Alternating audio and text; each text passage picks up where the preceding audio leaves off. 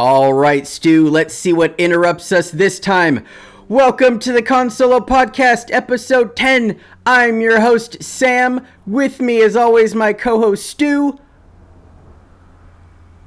I think we're good. I think we did it. There was no interruption. There's been an interruption every single time I've tried to record, and it's driving me crazy. I don't know what it is about me sitting down and hitting record that triggers every little sound to go off. And it doesn't matter if I'm recording at 8:30 at night, 11:30, without fail, every single time. The water cooler behind me will start doing its little like it wasn't doing that for hours, and then right when I hit record it decides to go on, and then I turn it off, sit back down, start recording again, and then hey, air conditioner wants to talk, so I have to get up and turn that off, and then a fire truck drives by. I don't know, it's just always some kind of disturbance, and I can't figure out why God doesn't want us to be great. I'm sorry, I'm annoyed right now. I just had to pay $70 to renew my Microsoft Word subscription. And I'm annoyed for a couple of reasons. Number one is that I had to pay $70 to renew my Microsoft Word subscription.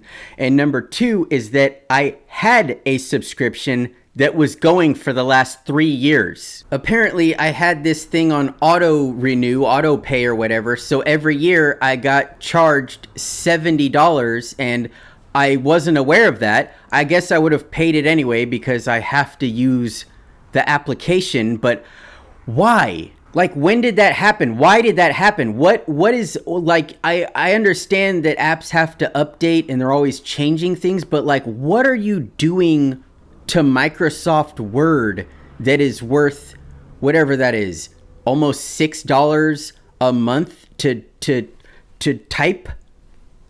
What is that? Like, I remember back when they had Microsoft 97, it was a CD. You just put the CD in the tower and you typed, and then when you're done you take it out. Can we have that again? Not the CD, but can we just have the thing where you're like, I will buy this once and then it is mine and I will use it? And that's how there goes the refrigerator now. Oh, Sam is annoyed so bad right now. He wants to kick the tripod over and stop recording and go to bed. This is going to be a fun episode. This is episode 10. It's a special episode, and we're recording. We're doing this. We're going to do some Am I the Assholes today, because I like doing that, and it's a lot of fun. And also, we're going to talk about the Rick and Morty guy. Justin going to talk to Miner's Roiland. Let's get into that before more noise happens. Justin, so I'm not a big Rick and Morty fan. I watched the show. I started it like when I think season 3 or 4 came out, and I kind of like caught up, and I liked it a lot. I thought it was great. It's really funny. Some of the stuff is kind of like, it's for high schoolers, but for the most part, you could tell that the people are having a blast recording it, and that's what makes a show really good, when you can tell the people are having fun. The fan base, as with most things like Harry Potter heads and Lord of the Rings people, and I'm a Back to the Future fan. I'm kind of, if that was still, really, really popular today, I think I'd be kind of annoying. I am annoying about it. I have like 20 DeLoreans just all over the place. I have a hoverboard magnet. I have a real hoverboard, not a real hoverboard, but it's real to me. I have a hoverboard over there, and I feel like the Rick and Morty fan base they're a little much. Now, don't get me wrong. I love when people can enjoy things. I love when there's a fan base for a big show or a big movie, and it can bring people together. You have this sense of community. It's great. But when you have something like what is happening right now with I believe he's the co-creator, you got to separate the art from the artist and give it up. So it was announced earlier this week or late last week that Justin is having a pre-trial in April for domestic battery and false imprisonment charges, which are pretty serious charges. So apparently this happened 2.5 years ago, and for some reason it was like just made public. If it was made public back in whatever 2020, I don't remember it. And it wasn't, they didn't make it a big deal like it is now, because he is fired from like all of the shows that he works on. Now, because of this news recently, a lot of women have come forward and shared their messages and interactions they had with Justin from a couple of years ago, and a lot of the women were minors. It's just so bizarre because I'm looking at them right now. I'm not going to read them because they're so weird and creepy, but for him to know that these girls are underage and suggesting like just making these really bad jokes, I don't understand why people in these positions continue to do this. He knows she's underage because he nicknames her Jailbait. And then he says, "I want to meet you in real life, Jailbait." Like, why are you talking to a child? One of the easiest things I think you could do as an entertainer is not talk to minors. Just do not do it. And I'm not talking like just don't talk to them, because if this minor messaged Justin and was like, "Hey, I love your show. Oh, I love Rick and Morty." And he was like, "Thank you so much. That means a lot." That is good enough. You don't have to say, "Are you in school?" or talk anymore. Like, who was that other guy? Chris D'Elia. You have like a podcast. You have a Netflix special. You were on You, which is a huge show. Why are you talking to kids? But the thing is, what happens with these guys is they put themselves in timeout for however long they decide to stay in timeout, and then they just kind of come back and they're like, "I'm back, baby." And I don't understand why that happens. Because here's the thing, if he was a teacher, for example, or if he was your next door neighbor and you knew he was doing this, I don't think you would hang out with him or associate with him anymore, would you? I feel like you wouldn't. But because he's famous and people think he's funny, it's like he just gets this infinite pass. Anyway, I just don't understand people, I guess. I don't understand the people that do this, and then the people that continue to support them. Like, I made a video of, I was, poking fun at the Rick and Morty fan base. I made this video where I was pretending to be an Adult Swim employee, and I was checking the voicemails of all the fans calling in to say, let me be the next Rick and Morty. And it was all in good fun. And I had a bunch of comments that were like, "Oh no, Justin, like, keep Justin. We want Justin back. And Justin's innocent." And it's like, did you not see the screenshots? He was saying these things to a minor. He was suggesting to a minor that he like meet up with her and was nicknaming her Jailbait. That's not good. People who can't separate the art from the artist they're delusional. I don't know what it is. I don't know if they're making this connection to this thing that they enjoyed so much and they just refuse to accept that. Like, as much as I loved a lot of Kevin Spacey movies, but I don't have to watch them anymore.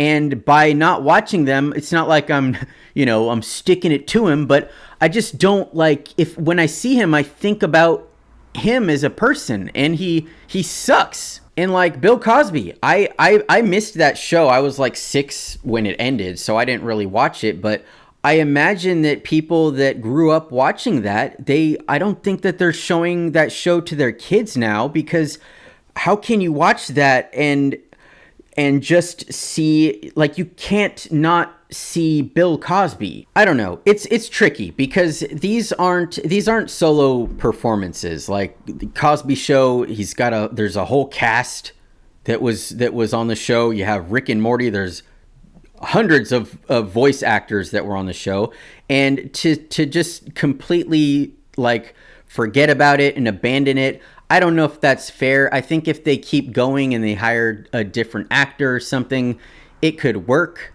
It's just unfortunate to have talent and just waste it for something so stupid and something so preventable and something so, like, why are you using your power in the worst way? Why are you wasting that gift that you have? Anyway, whether you continue to watch that show, I mean, I wouldn't judge you. I shouldn't have said delusional, but I just feel like if you know something and you continue to support, and when I say support, I mean like going out of your way to like defend the person. Like the comments that I got were like, yeah, we want Justin back. Like, you don't have to be saying that, because you could just watch this show, continue to enjoy it for what it was. But when you have to like take it like a personal thing, like,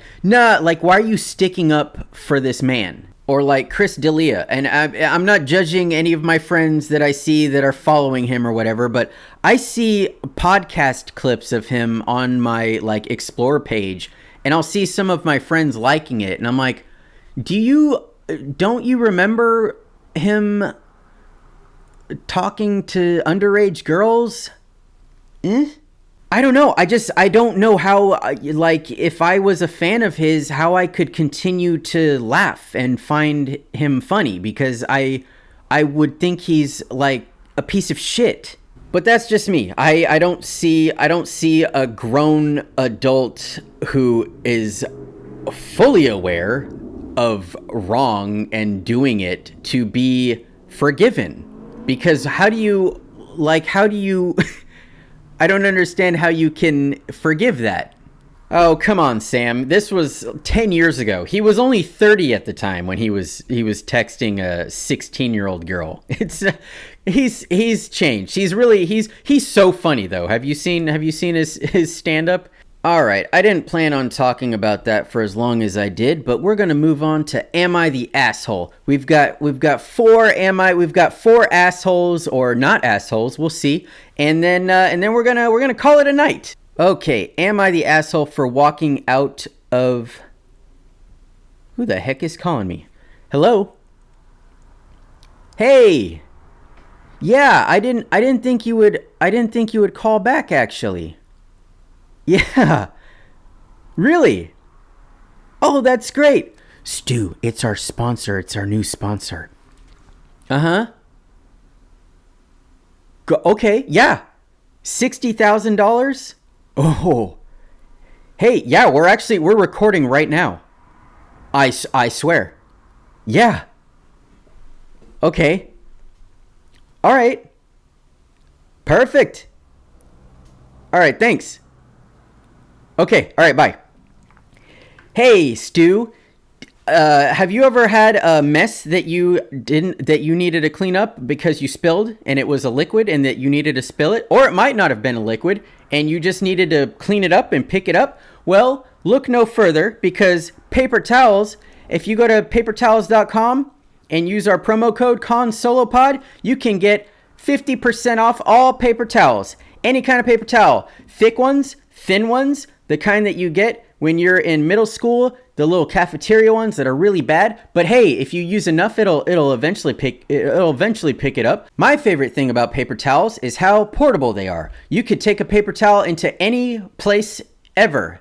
You could take it into your bedroom. You could take it into the bathroom. You could take it outside if you want. You could put it down. You can rip the little sheets off. You could stack them and make a ultra mega paper towel and get all that mess up in one easy, maybe a couple easy swoops. So head over to papertowels.com, get those paper towels, and use that promo code CONSOLOPOD, 50% off. And also, hey, ran out of toilet paper? Use a paper towel. It might hurt a little bit, but you're the boss. Stu, I get the worst headache after I do those ads. I don't know why.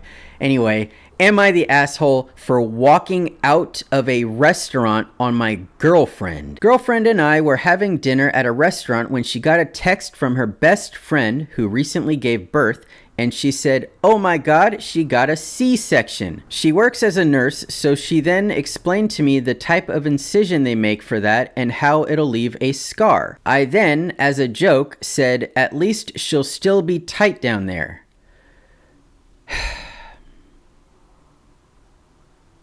My girlfriend looked confused and then said that was a weird comment to make about her friend. I then said it is a very normal joke to make, and she disagreed. There was some back and forth. I asked her to drop it and she kept trying to talk about it. I said to her, "You're so insecure," and then she goes, "Does it make you feel good to call me that?" So then I got really frustrated, got up, and walked out of the restaurant and drove home. She called me several times. I drove both of us there.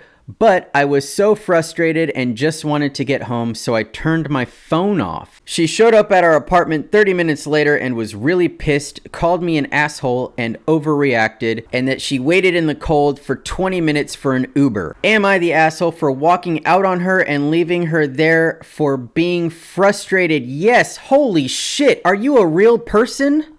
Are you a real guy?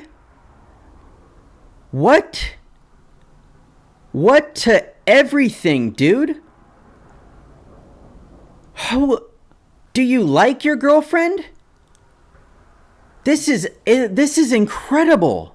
It doesn't say how old he is, but I have to assume he's under 25 because that brain is not developed. Your girlfriend's best friend just gave birth. It's a joyous occasion. And then she explains the fascinating C-section to you. And you go, "At least she'll still be tight down there."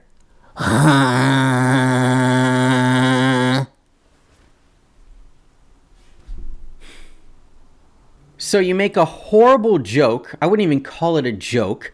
And then you call your girlfriend insecure when she gets upset about it. And then you leave her at the restaurant because you're angry. And then she gets home and tells you that she's mad and had to wait in the cold for an Uber. And then you're curious if you're the asshole? God, I don't even need to scroll through these. Oh, and then you turned your phone off. That's a huge one. That's a huge slap in the face, especially when you're having an argument and you shut your phone off. That just means I'm done. And for you to think that like she's the bad guy, holy God. I hope that she split up with you like that night. This is insane. You're the asshole. Your girlfriend's best friend has major surgery, which is only performed when either the mother or child is in danger, and your mind can only think about the father's future sex life. Yes. Yeah, there's not even any point in scrolling these. You're the asshole, dude. I'm praying for you. You sound like a horrible person. This is really bad. You sound like maybe jail. I don't know. This is really bad. All right, number 2. Stu, do you want to read this one? Am I the asshole for selling this machine to the second guy? Today I sold a piece of machinery, but I had 2 buyers lined up to view it. One at 10:30 a.m. and one at 11 a.m. As it's a public holiday, I went into my workshop on my day off, which is a half an hour's drive away, to meet buyer 1 at 10:30. I arrived at 10 just to make sure I was there if buyer 1 turned up early. At 10:45, I receive a message from buyer 1 saying he will be an hour late and get there at 11:45. As I receive that message, the second buyer turns up 15 minutes early, walks in, loves it, and offers me full price. So I say, Sold. Great, I can go home and spend the day with my family. I messaged the first buyer who hadn't turned up on time for whatever reason, saying it's sold, sorry. I then receive a message saying that he's 20 minutes away and to call him. I wasn't going to call him, so just said the bloke who turned up and paid full price, buyer 1 offered $300 less, and so I sold it to him, buyer 2. He then goes on a rant and tells me I'm a C-word because he had already got the cash out and hired a trailer. I had told buyer 1 previously that I had a second buyer coming to view the machine that day as well, so he was aware of that. Still, he calls me a C-word and that I've wasted his time. Am I the arsehole considering he hired a trailer? No, you're not, sir. I don't think there's anything more frustrating than trying to sell something online. I really don't. Every single time that I've tried to sell something, I always get somebody, they're always trying to lowball you and get a deal. I don't know what it is about people. They're obsessed with getting a deal. They have to feel like they won something by getting a bike $50 cheaper than the price was listed. And they always try to make it sound like they're conveniencing you by giving cash. Like, oh, I could come right now with cash. What the fuck else were you gonna use to buy the bike? Or my favorite is when they ask if I can lower the price because they're driving a long way. Oh, can you knock off $20? I'm driving like 2 hours away. Set the fucking radius to a shorter distance. My eye is twitching right now. I don't think I've ever had a positive experience selling something. There's always, like, I remember I sold an aquarium one time and this guy shows up and he just so happens to, he doesn't have enough cash on him. Will you take this? And I was like, no, I'm sorry. I got another buyer. And he's like, well, look, listen, it's for my kid. He's really sick. And it's like, what if I needed the cash because my kid is sick? My kid is sick. I have a sick kid. I need the $100. You don't like my sick kid? Anyway, no, this guy's not the asshole. The guy is like, why does he owe you? Why is he supposed to wait for you? He's running late. You already told him I have a second guy coming at this time. The second guy's already on his way. What are you supposed to tell him? Don't show up. The first guy might show, like, I don't know. That's the thing. These people they don't ever follow through. So this guy had every reason to believe that this first guy wasn't even going to show. Not the asshole. That's just how online selling is. You didn't tell him to rent that stuff. Yeah, and that's the other thing is so many people, they act like, oh man, well, I got this trailer. I didn't tell you to. Oh, my favorite is when people ask if something will fit in their car. I had a dresser that I measured. I put the measurements in the description. It's 3 feet by 6 feet by 2 feet. And I would get messages like, will this fit in my Camry? Oh, I don't know.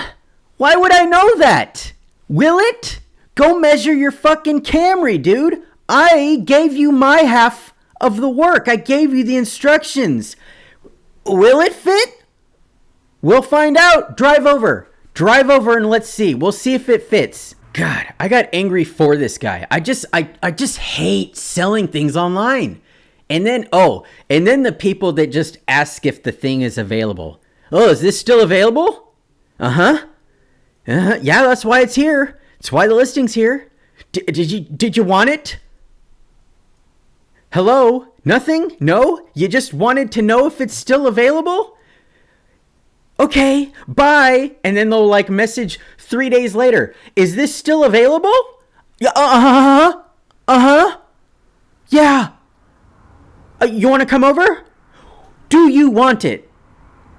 God, I hate people. Am I the asshole for refusing to carpool with my coworker? Me, 22 male, and my coworker Jack, 23 male, live relatively close to one another, about 2 blocks apart from one another, and we work the same hours, and his house is directly on commute. So when we realized this, it was a no-brainer for us to carpool. Jack used to take public transit, and I used to be stuck in traffic on the QEW, local highway that's notoriously slow, so being able to take the carpool lane and cruise into work cut my commute time in half. It was a win-win. The problem, Jack smells awful.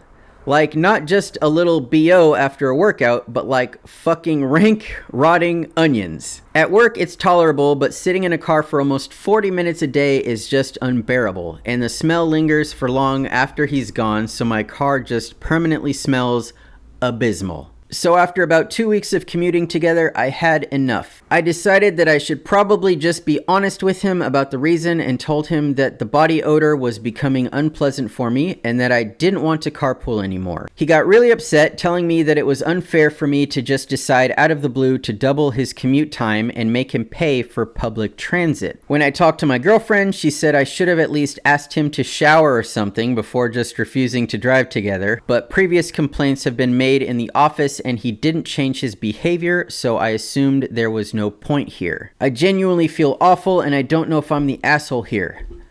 You're not the asshole. This is a tricky situation, but you're not the asshole. You're a good guy because you feel bad and that you're concerned about him, having to take public transit, but that's what it's there for. People do that, and he can do that. That's okay. I'm assuming that he paid you for gas, at least. So he's going to be paying for gas or the train or the bus anyway. So ultimately, you were doing him a favor. And anytime that you're doing somebody a favor and you do it a lot and then it becomes something that they expect from you, that person isn't allowed to make you feel guilty that you suddenly stopped, for whatever reason it may be. All right, it looks like everybody's kind of on the same page. Not the asshole, not the asshole.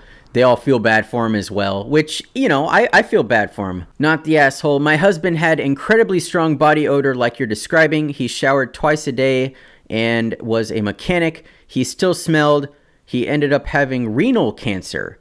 So this guy might have some kind of, I hope he doesn't have cancer, but he might have some kind of medical, problem going on. 40 minutes in a car taking in the smell of rotting onions I feel bad for both these guys, mainly because I have to assume they're somewhat friendly with each other or they wouldn't be carpooling together. It's not really carpooling though if only one guy is driving every time, but anyway, I feel like it's probably going to put a strain on their relationship if they have one at work. I hope they remain friendly with each other, but I feel like if somebody told me I smelled really bad to the point where they didn't want to be in a car with me or possibly just be around me, I don't know how I'd take that, and I don't know how I'd feel about our friendship after that. All right, last one. This is a long one, so we're only going to do 4 today. Am I the asshole for refusing to forgive my dad for breaking our deal? When I, 17 male, was 8, my parents bought me a piano and signed me up for lessons. I was super excited because I love music. Over time, I kind of became known as the piano guy at school. I play at school concerts, accompany the school jazz choir, and play once a week for the residents at a couple of retirement homes in our town. When I was 15, I started to talk about quitting lessons, and my parents quickly tried to guilt me out of it. I told them I wanted to try other things and that between piano and studying, I didn't have much time left for other extracurriculars. My dad proposed a deal. If I kept playing and taking lessons until I reached level 10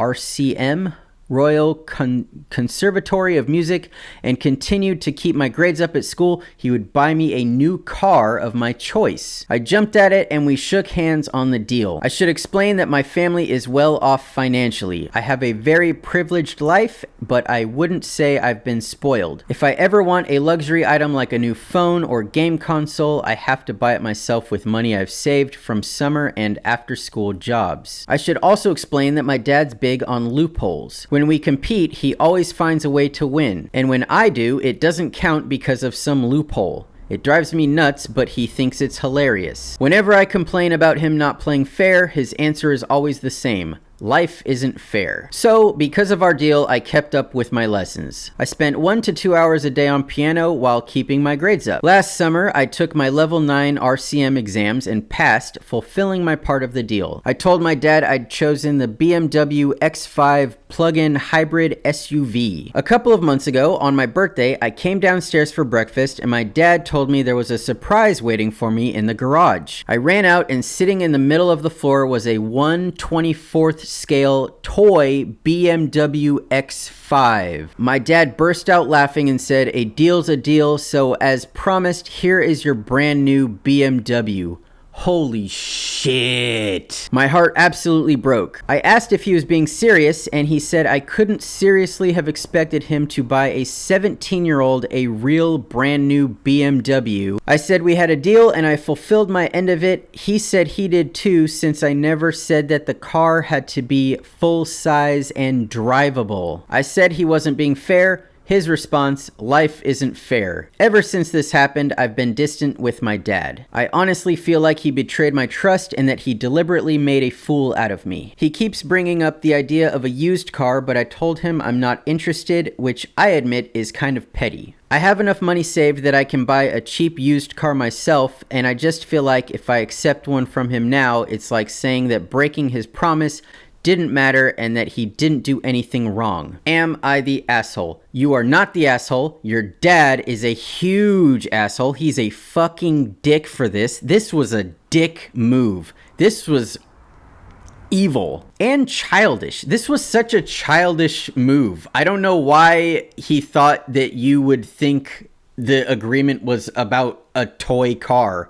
This is something a child would do. I'm pretty sure it was The Simpsons. It might have been Family Guy, but I feel like it was The Simpsons where it was like Bart and Lisa had some kind of bet and Bart was like, "Oh, I'll give you $10 if you could do whatever." And then Lisa did it. And then when it was time to pay up, he was like, "Oh, I said 10 doll hairs." I'm pretty sure it was The Simpsons. But anyway, That reminded me of this, where the dad was like, "Yeah, let's shake on it." And then it's like, "Haha, I meant a toy car." God, what a dick. Like, first of all, you're well off financially. And then you've also seen how hard your kid worked.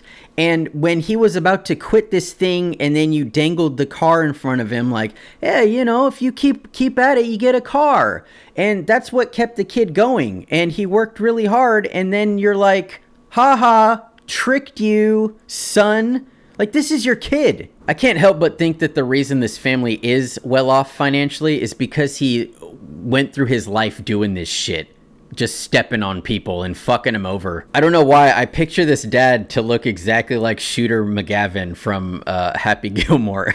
God, what a jerk. Why would the kid have needed to make sure that the dad knew, like, as they shook, like, this is gonna be a real car, right, Dad? Like, why would that come into his mind at all? Not the asshole. Someday when he wants to come home for the holidays, send a framed photo he can set at the table.